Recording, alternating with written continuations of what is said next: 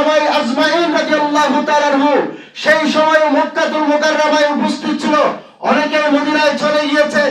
আমার নবীর হাতে মক্কার কাফের মুশরিক সহ মক্কার মানুষদের যে আমানতগুলো রয়েছিল, সেই আমানতগুলোর দায়িত্ব আল্লাহর প্রিয় রাসূল সেই সময়ের মধ্যে, কঠিন মুহূর্তের মধ্যে, কঠিন সিদ্ধান্তের মুহূর্তে নবী পাক রউফুর রহিম আমার নবী সমস্ত সাহাবায়ে আজমাইনের মধ্য থেকে, সমস্ত পরিবারের লোকদের মধ্য থেকে সবচেয়ে বিশ্বস্ত, সবচেয়ে দামি মনে করে মাওলা আলী শেরে খোদাকে আমার নবীর সমস্ত কাফের মুশরিকদের সেই দেন মাওলা যতগুলো আমানত আমার নবীকে দিয়ে গেছেন, সবগুলো মাওলা আলীকে দিয়ে আমার নবীর একমাত্র সেই দিনের উত্তরাধিকারী করে দিয়েছিলেন। জোরে বলে সুবহানাল্লাহ। সুবহানাল্লাহ।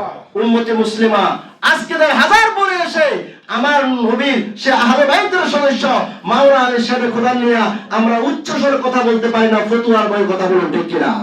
সম্মানিত হাজিরিন, আমরা আমার নবীর শিক্ষা, আমার নবীর আহলে বাইত আলাইহিস সালামের শিক্ষা হচ্ছে আমরা হিংসার শাসাবাদ নয়, ভালোবাসার শাসাবাদ করব।